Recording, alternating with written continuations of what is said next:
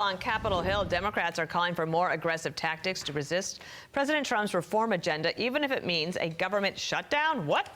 Kayleigh, McEnany, Guy Benson are here with more. Morning. Yeah, so here are Cory Booker and Andy Kim. They were on the Sunday shows. This was them talking about how they want to resist. The strategy is to do whatever we can to stop Donald Trump from hurting Americans, from making us less safe, less secure, and from raising our costs. You are open to voting yes to shut down the government, to make this point. This is on them. We are at a point where we are basically on the cusp of a constitutional crisis, seeing this administration taking steps that are so clearly illegal. And until we see a change in that behavior, we should not allow and condone that, nor should we assist in that. And NBC News has this headline, Kayleigh: "We are figuring it out. Democrats struggle to keep up with Trump's dizzying pace." They don't know where to look. I bet they are, because Trump has done more executive orders in 10 days than most presidents, I think, if not all, have done in 100 years. So that is a dizzying pace. But Andy Kim, he went on to say, you know, we're on the cusp of constitutional crisis. That's the new buzzword, because I heard Chris Murphy say it's a constitutional crisis. Oh, so the bat signal's gone out. Yes, it's as if they've not learned that the existential rhetoric did not work. The threat to democracy, not to mention we have sound that we could pull up at any moment from December of Hakeem Jeffries talking about government shutdowns hurting working people and those affected by hurricanes. What happened to that logic? It's out the window 60 days later. Speaking of logic, James Carville has another twister here. All right, just go ahead and play this with his unique idea right now inside the party.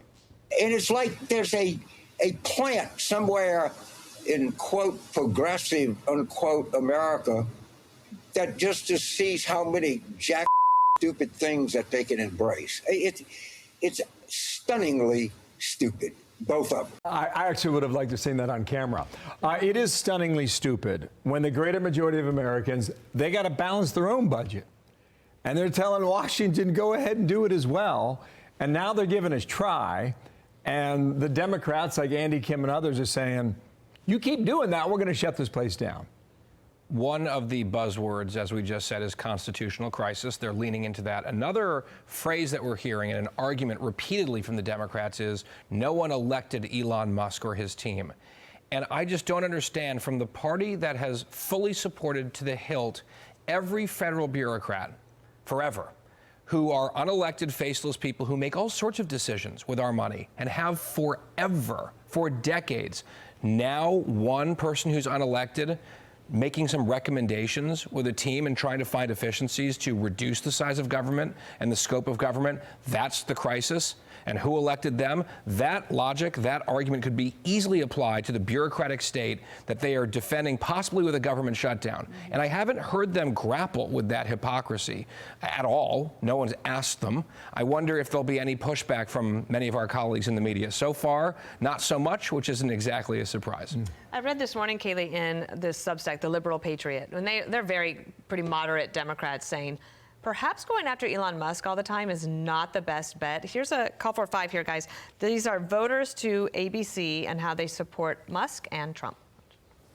It's pretty characteristic of Elon Musk. And I think that, you know, the whole idea of coming in and looking at government efficiency was going to be very disruptive. By design, immigration was a top concern, safety and security. It was one of the things that swayed me.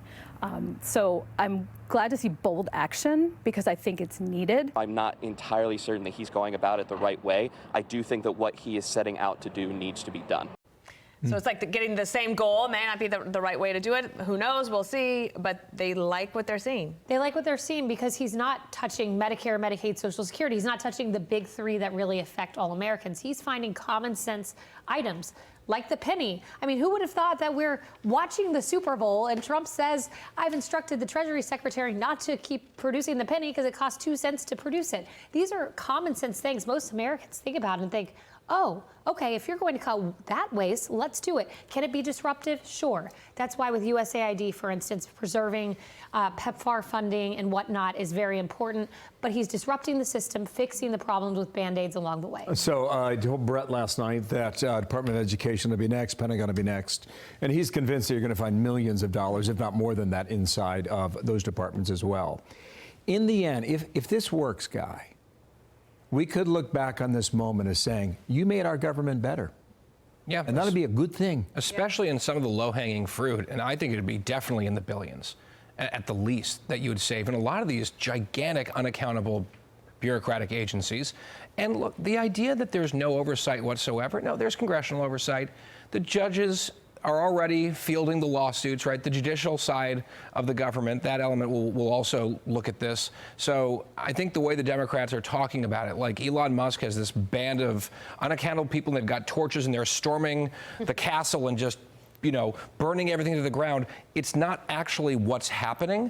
It feels like the Democrats are casting about for something to coalesce around to find a purpose again, and they've chosen this. They've chosen defending federal bureaucrats and illegal immigrants, which are some interesting priorities that they've settled on. Maybe they could have waited for a better one, but here we are. Maybe Carville's right.